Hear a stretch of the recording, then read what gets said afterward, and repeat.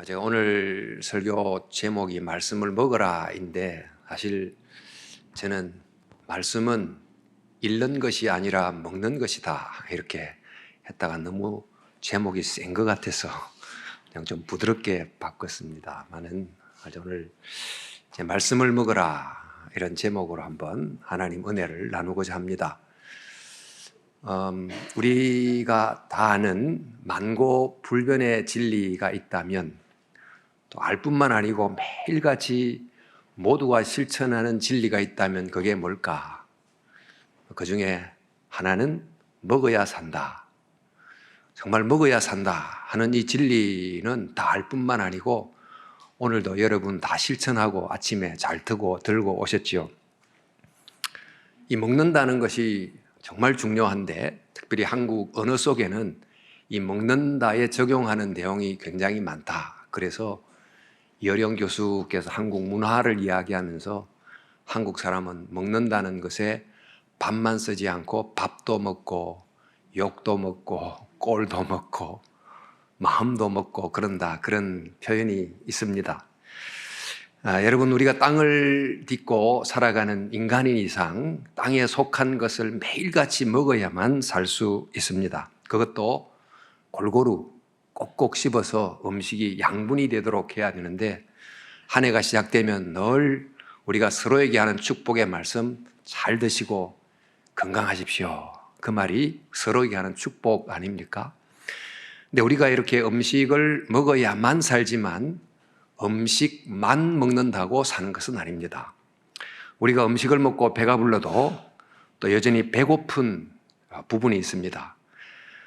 밥은 먹어 배는 부른데 마음은 고파서 우리는 누구를 만나고 싶어 하고, 또 시도 읽고 싶어 하고, 또 문학도 읽기도 하고 영화도 보기도 하고 이렇게 살아갑니다. 우리에게 이런 육체적 식욕과는 다른 정신적, 문화적 식욕이 있다는 그 뜻은, 우리는 정말 동물처럼 네 발을 땅만 딛고 사는 존재가 아닌 머리를 하늘로 들고 살아가는 인간이다 하는 것을 입증해주는 중요한 증거라고 할 수 있습니다. 인간은 하늘과 땅 사이에 꼿꼿이 서 있는 하늘과 땅 사이의 존재이기 때문에 땅에 속한 것을 매일 먹어야 되지만 또 하늘에 속한 것도 먹어야만 살 수 있는 존재입니다.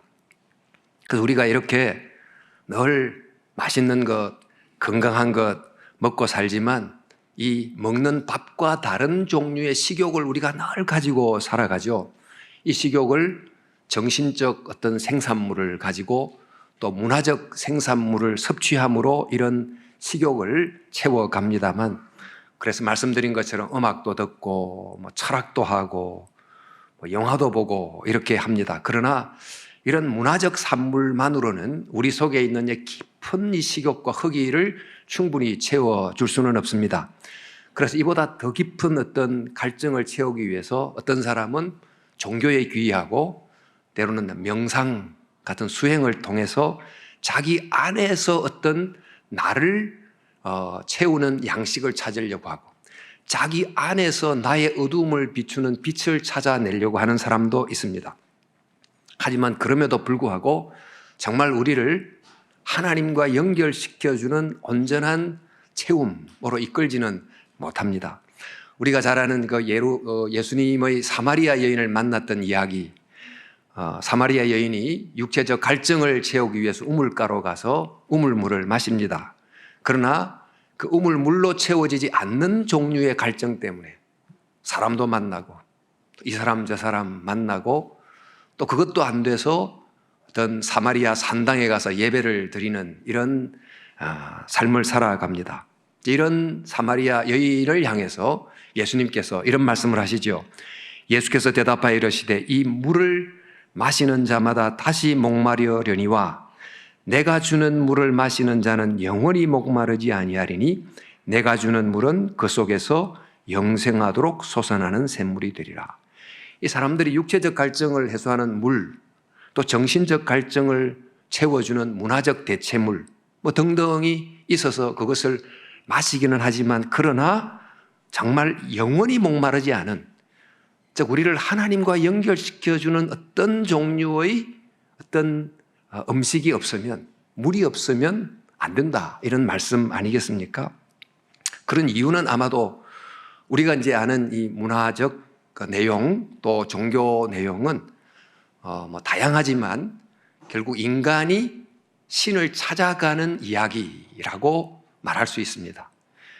그러니까 인간이 신을 찾아가면서 했던 그런 이야기를 들으면서 우리는 어느 정도 이 갈증을 충족시키기는 하지만, 그러나 기독교 신앙은 하나님이 인간을 찾아오는 이야기, 그러니까 찾아가는 인간의 입에서 나오는 많은 이야기보다 인간을 찾아오는 하나님의 입에서 나오는 말씀을 들어야 비로소 정말 깊은 영적 갈증과 또 기근이 해결이 된다는 뜻입니다. 그래서 예수님께서 이렇게 말씀하셨습니다. 사람이 떡으로만 살 것이 아니요 하나님의 입으로부터 나오는 모든 말씀으로 살 것이니라. 우리가 정말 살기 위해서 음식을 먹는데 참 살기 위해서는 반드시 영적 음식을 먹어야 된다. 그런데 그 영적 음식 중에 가장 기본이 되는 음식은 바로 하나님의 입에서 나오는 말씀이라는 것입니다. 그래서 이 말씀은 우리가 기독교적 어떤 지적 교양을 위해서 읽는 게 아니고 살기 위해서 먹어야 되는 양식이라는 것입니다.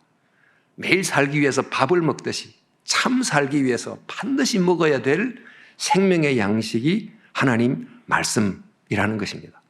자, 우리가 이렇기 때문에 말씀을 읽기도 하고 또 듣기도 합니다만, 우리가 읽는 말씀이, 또 우리가 듣는 말씀이 정말 나를 먹이는 말씀이 될 수 있는가? 어떻게 하면 그 말씀이 나를 먹이는 양식이 될 수 있는가? 이것을 우리가 생각해 볼 필요가 있습니다. 여러분, 우리가 음식을 먹습니다. 살기 위해서 먹는데 주로 어떻게 먹습니까? 다양한 종류의 음식을 골고루 먹습니다만 먹는 방법은 기본적으로 동일하죠. 입으로 먹습니다. 근데 좀 더 자세히 살펴보면 사람은 입만으로 먹는 게 아니에요. 내 앞에 음식이 딱 차려지면 일단 눈으로 봅니다. 요즘에는 비주얼이 워낙 중요한 시대라서 멋진 식탁이 차려지면 숟가락 들기 전에 스마트폰 꺼내서 일단 찍습니다. 그래서 일단 보기가 좋아야 군침이 이제 돌기 시작하죠. 이제 그렇게 하고 나면 코로 그 음식이 이제 바라는 달콤하고 구수하고 또 향긋한 냄새를 이렇게 마십니다. 그것뿐이 아니고 이제 찌개 같은 경우에는 보글보글 끓는 소리를 듣고 또 쟁반이 서로 쨍 하고 마주치는 소리도 들으면서 우리가 먹지요. 이제 그 다음에 손이 수저를 들고 음식이 입으로 들어가는데, 이제 들어가면 이가 꼭꼭 씹어서 먹다 보면 이제 음식물마다 가지고 있는 달달한 맛, 매운맛, 쌉쌀한 맛, 얼큰한 맛, 매콤한 맛, 훨씬 더 열거할 수 있지만 수많은 종류의 맛을 느끼며 살아갑니다. 자, 이러다 보니까 우리는 음식을 그저 입으로만 먹는 게 아니고 눈으로, 코로, 귀로, 손으로, 이로, 혀로 이렇게 온몸으로 먹습니다.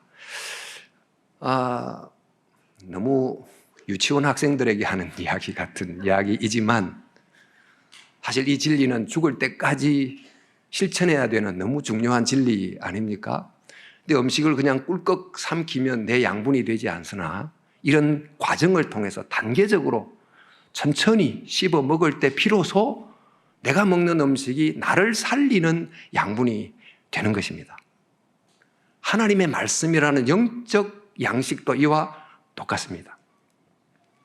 하나님의 말씀하니까 우리 성경책이라는 단품 요리 하나만 늘 먹는 것 같이 생각이 드시겠지만 사실 이 성경책은 이 다양한 음식이 모여있는, 성경책은 그 다양한 영적 음식의 메뉴판 같다고 봐도 됩니다. 이 성경 속에 수천 년의 역사가 담겨 있고 그 역사 속에 살았던 그 수많은 사람들, 수많은 사건들, 또 수많은 이야기들이 이 속에 나옵니다.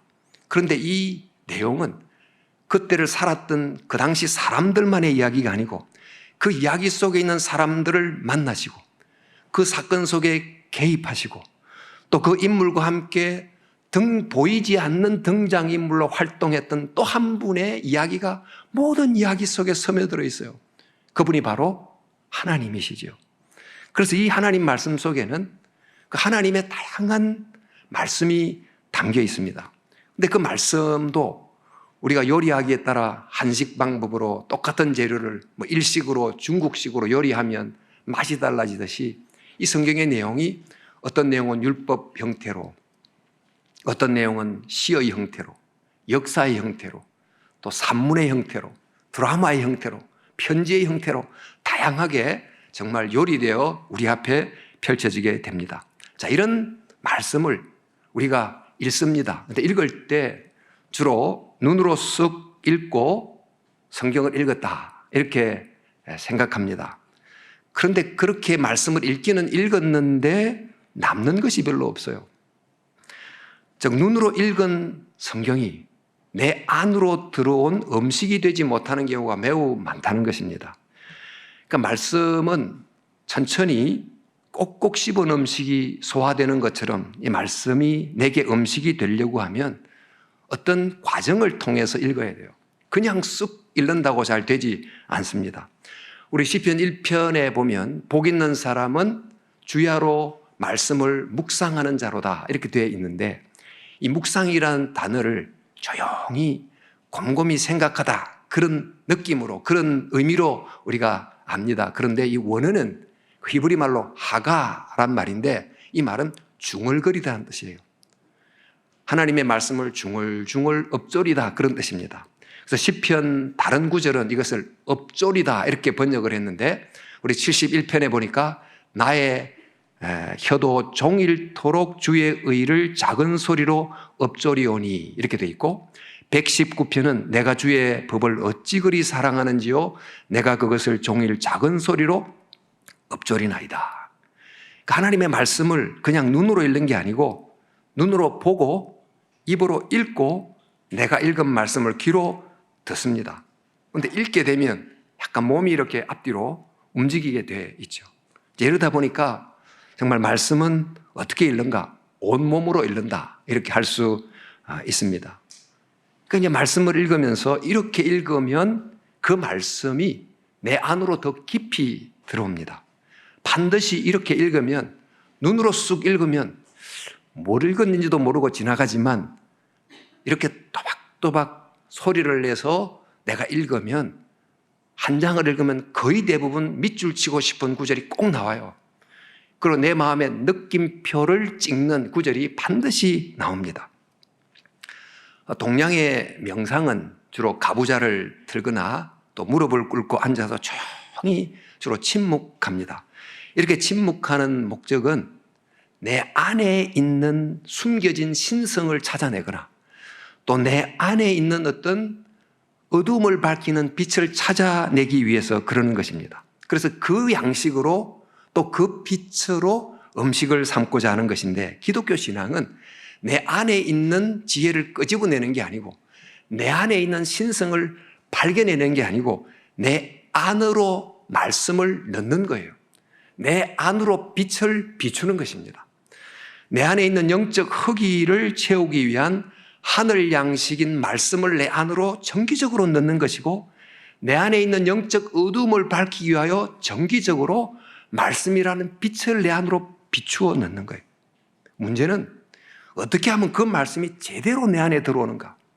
어떻게 하면 그 빛이 내 정말 마음을 뚫고 내 안의 빛으로 제대로 비추어지는가 하는 것입니다. 다시 말해서 우리가 읽는 말씀이 어떻게 먹는 말씀이 되느냐 하는 거죠. 자, 여러분 이렇게 우리가 읽는 말씀 또 듣는 말씀이 우리 안으로 충분히 들어오려면 사실 성경 묵상법에 관한 복잡한 과정이 있습니다만 가장 간단한 방법은 눈으로 쑥 읽지 않고 천천히 소리내어 읽기만 해도 그 말씀이 내게 다가옵니다. 우리는 지금 정보 시대를 살다 보니까 주로 정보를 가능한 빨리 읽는 이런 방식에 굉장히 익숙해져 있습니다.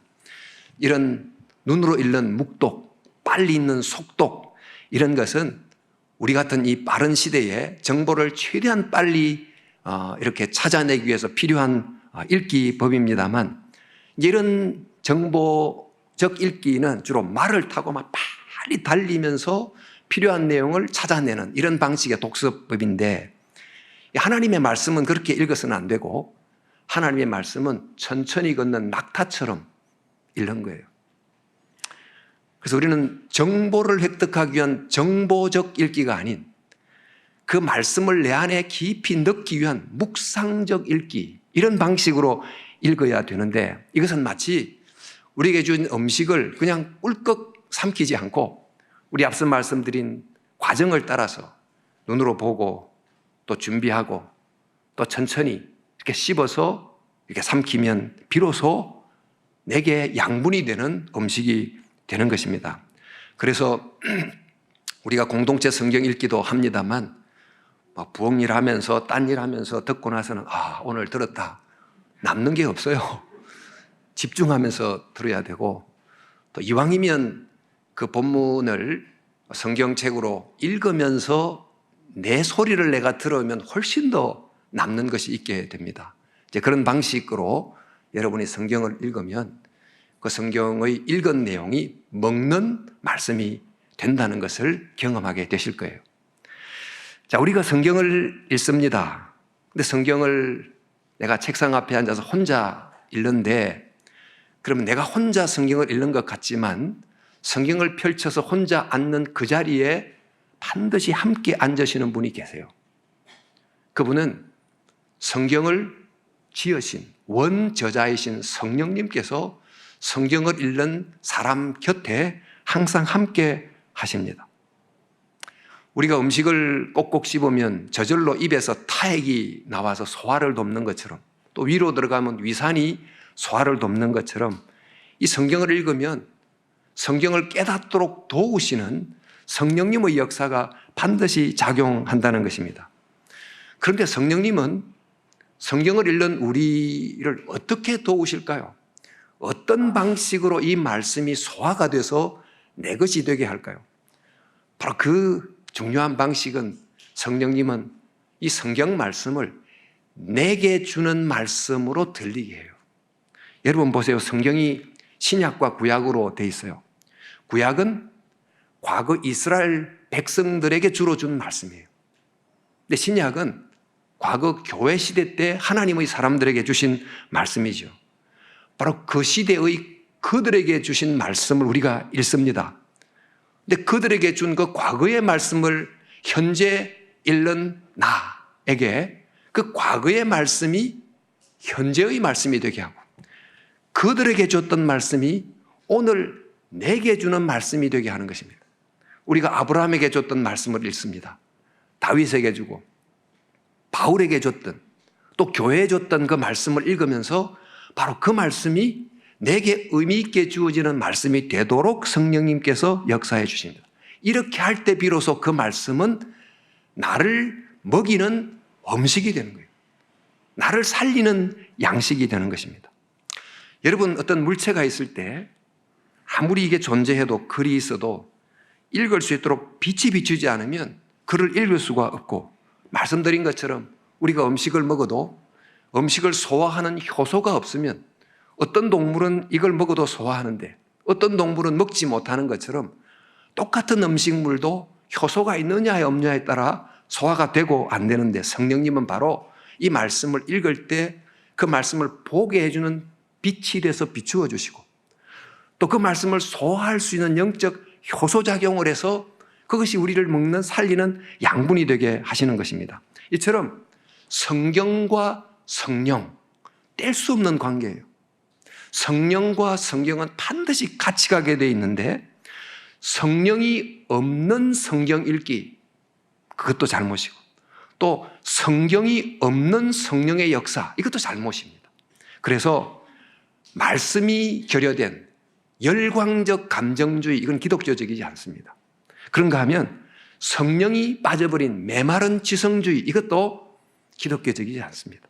둘이 항상 함께 가게 되어 있는데, 따라서 우리는 성경을 읽을 때 그냥 읽지 않고 바로 성령과 함께 읽어야 되니까 성령님께 기도하는 마음으로 읽으면 그 과거의 말씀이 현재의 말씀, 그들의 말씀이 나의 말씀이 되면서 양식이 되는 것입니다. 저는 이렇게 기도할 수 있겠죠. 성령님, 제가 성경을 펼쳤습니다. 제가 설교를 듣습니다. 근데 이 듣는 말씀, 읽는 말씀이 나의 말씀이 되도록 빛을 비추어 주소서. 깨닫게 해주소서. 그들에게 했던 과거의 말씀이 나에게 하는 오늘의 말씀이 되게 주소서.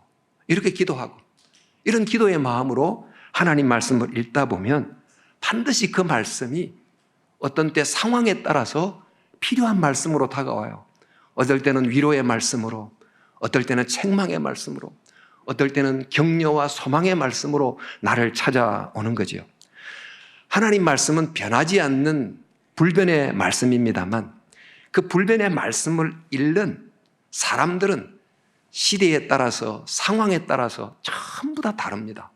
마치 어떤 한 물체를 보는데 한 물체를 어떤 지점에서 보느냐에 따라 보이는 면이 다 다른 것처럼 동일한 하나님의 말씀을 읽는데 읽는 사람이 처한 상황에 따라서 형편에 따라서 시대에 따라서 그 말씀이 그에게 적절하게 적용되면서 말씀으로 메시지로 다가오는 것입니다. 그래서 우리들이 하나님 말씀을 읽는데 내가 청년 때 동일한 말씀을 읽었을 때 느낀 느낌과 중년이 됐을 때, 노년이 됐을 때 느끼는 느낌이 계속 달라지지 않아요?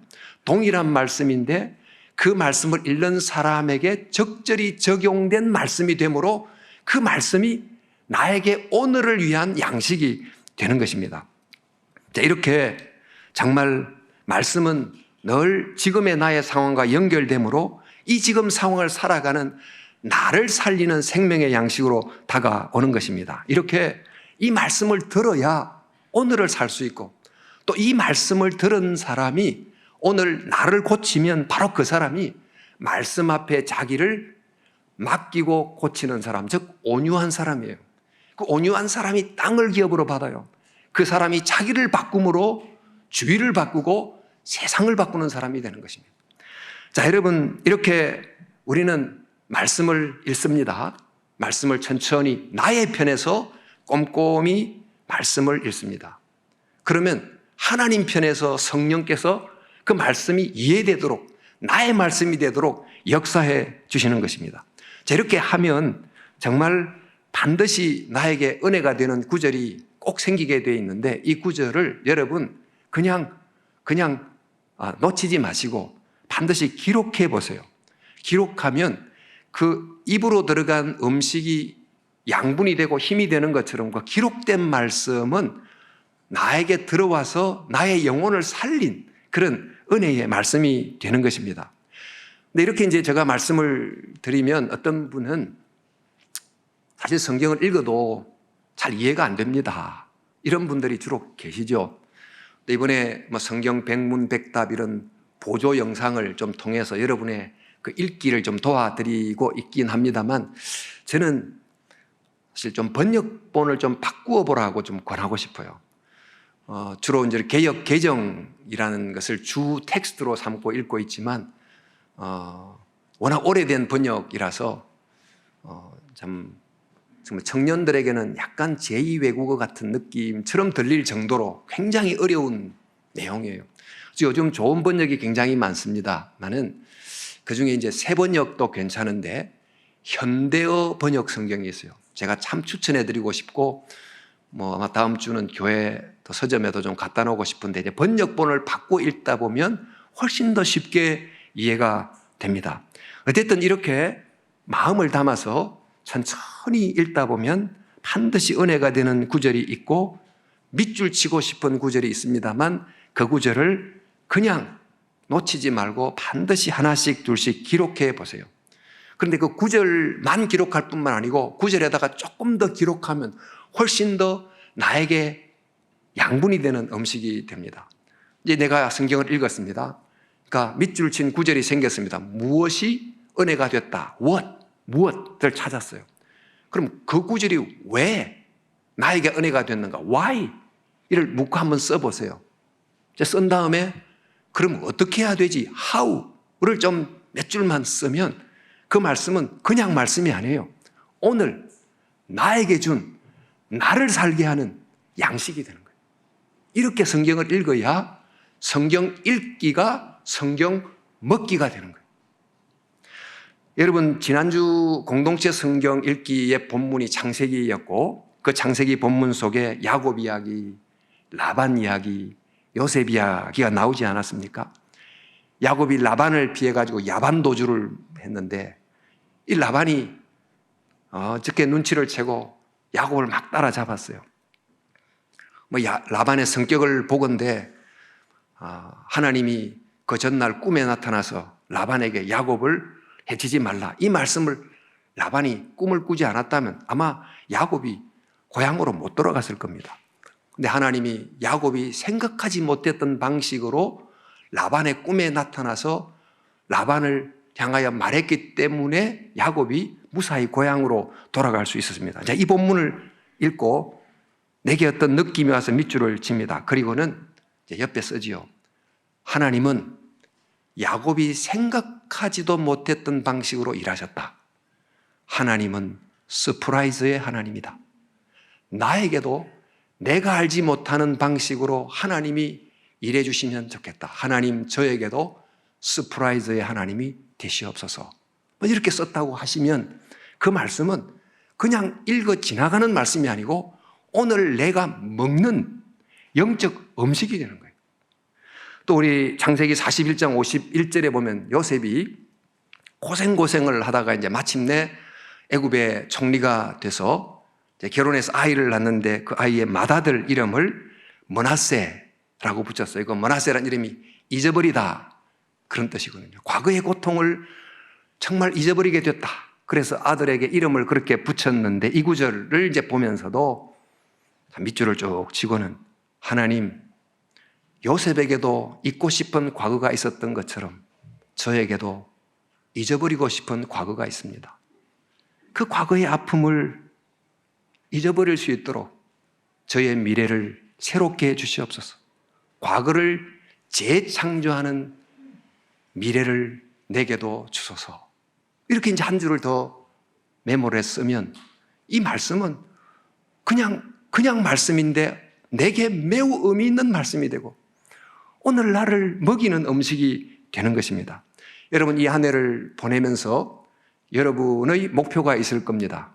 여러분의 버킷리스트가 있을 텐데 여러분 어떤 버킷리스트를 갖고 계십니까? 저는 이 한 해 모든 성도님들이 이런 한 해의 목표를 좀 가졌으면 좋겠습니다. 그것은 매일 내게 감동이 되는 구절을 한 구절씩 찾아서 한 해 365구절을 쓰기, 이런 버킷리스트를 여러분이 가지고 목표를 갖고 하다 보면 그 말씀이 차곡차곡 쌓이면서 자꾸 돌이켜보면 그 은혜가 누적이 분명히 될 겁니다. 근데 그 구절은 사람마다 다 틀리겠지만 그 구절은 그냥 구절이 아니에요. 내게 굉장히 의미 있는 구절이 돼요.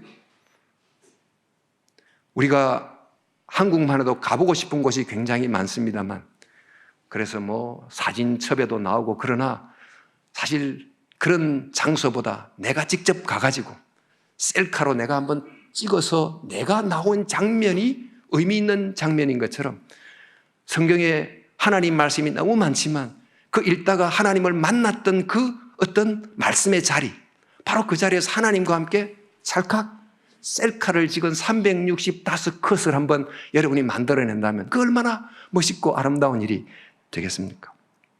바로 이렇게 내게 준 말씀을 가지고 여러분 구역에 모여서 그 말씀을 나누면 그 시간은 정말 영적 부패의 자리가 돼서 너무 풍성한 은혜의 시간이 될 것입니다. 여러분, 이렇게 우리가 말씀을 꾸준히 먹으면 어떤 일이 생깁니까?